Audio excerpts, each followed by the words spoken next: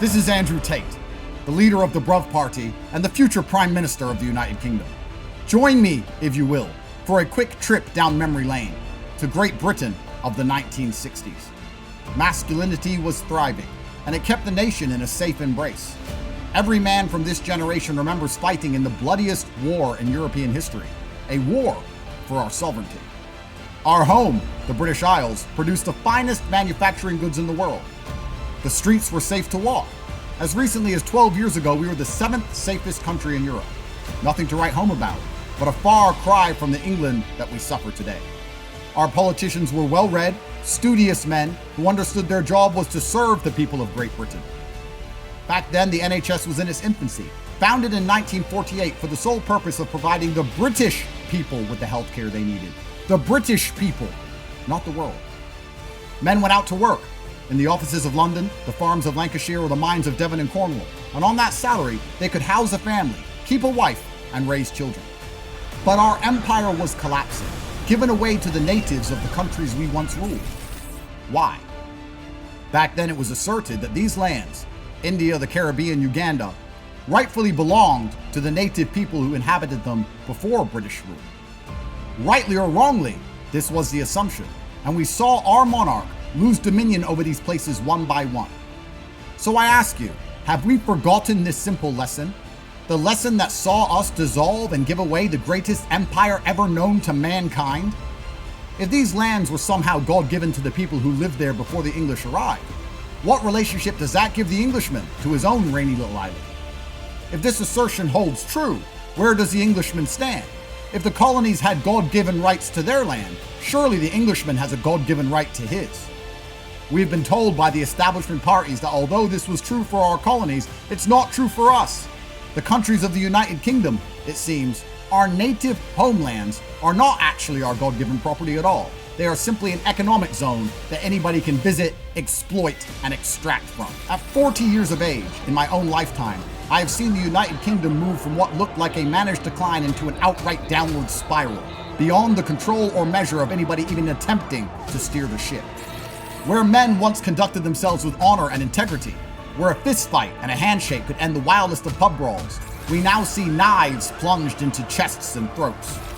And violence is no longer just for our squabbling pub crowd, but for our women, our children, our little girls, and anybody who is crazy or brash enough to wear a mildly expensive watch in our once great capital.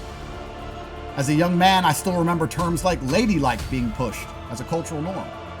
Now we have a world that normalizes a mishmash of masculine and feminine traits in both men and women, with our ladies masquerading as butch, belching, masculine caricatures and celebrated for scandalous, whorish behaviors. The men of Great Britain, once the most feared fighting force on the planet, have become sniveling little effeminate cowards, happy to be conquered and ruled. When once we were happy to see a foreigner who had integrated into our society, a Pakistani shopkeeper, a Caribbean restaurateur, or an Indian accountant, we now stare into a sea of faces and cannot spot a single Anglo-Saxon, a single person of the type which built this entire nation. Many schools in the UK do not have a single white student. These schools are funded and paid for by a state which was built off the back of 1,000 years of the native Englishman's blood, sweat, and tears. The sprinkle of exotic culture that added charm and a flavor to the dish that was the UK has now overwhelmed the senses to the point where all of the individual flavors are no longer distinguishable on the palate. The smiling face of my local shopkeeper with his turban on his head, happy to see me as a young man, seemed normal, healthy even. But who are these foreigners we see today? Well, I do not know. Keir Starmer doesn't know. The government doesn't know. Nobody knows. Men from any place on earth who have ditched their passports into the English Channel, a channel which has served as our successful barrier against foreign invaders since 1066. I've seen menacing yellow eyes on dark hooded men on the corners of London's most famous streets, quietly appraising the value of goods and measuring the softness of the target. What went wrong? Well, if you listen to Keir Starmer, the cause of this destruction that has been wreaking havoc on our island home is a single man. A man with an edgy sense of humor and a coarse cultural upbringing. A man from the ghettos of Luton who raised himself out of the mud and into the upper echelons of society. A man named Andrew Tate. Some years ago, I began running my mouth online, a young, brash kickboxing champion with nothing to lose, and opinions formed by a dangerous and difficult life. I've been telling men for decades to get strong, be successful, stay away from drugs and crime, and yes, saying whatever came into my mind that day.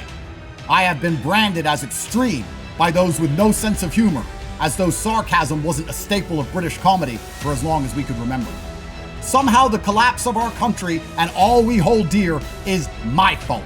It must be my fault, because whereas Keir, the Labour Party, the Conservatives, all of these people have absolutely no time to talk about the issues I have just addressed, they have plenty of time to gaslight the public about me and what a danger I pose. The BBC and the mainstream media have printed a negative story about me every single day for 4 solid years without missing a single step, trying to convince you that I am the problem. This is a lie. They only say I am dangerous because I make people think, because I want to save Great Britain, and I highlight their treasonous incompetence. In the last decade, England has suffered 752,204 robberies, 6,590 homicides, 610,251 rapes, over 1 million pickpockets, 9 terrorist attacks, 4 mass murder events. Who remembers when a scumbag blew up children for the crime of going to see their favorite singer? Or when young girls were butchered for having the audacity to learn some Taylor Swift dance moves? No words are given about how to stop people like this, or more importantly, why people like this are in the country in the first place. Instead, we are told the biggest threat to society is Andrew Tate and his inspirational messaging, Andrew Tate's sarcastic comedy.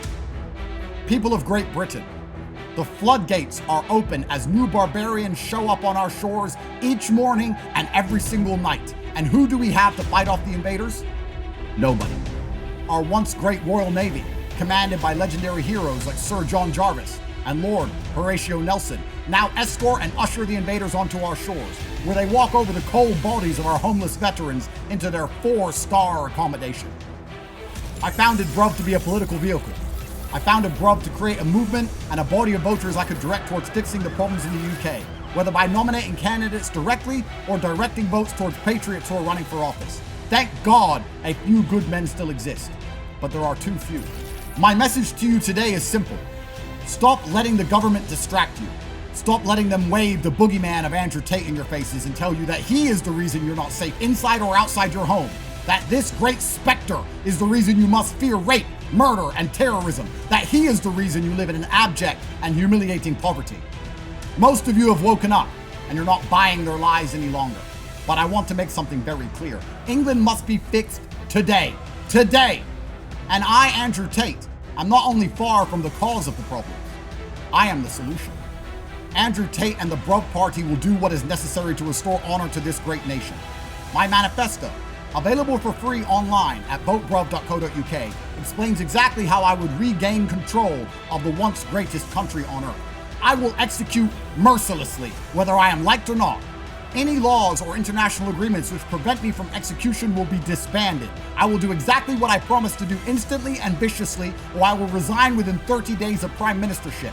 And I will explain to you why I could not enforce these laws. I will explain to you why the prime minister has no power and who our true rulers are. It is time for brutal action, ruthless execution. We are approaching the last few grains of sand in the hourglass. We are out of time to save this great nation of Britain. Truthfully, I pray to God we're not already too late.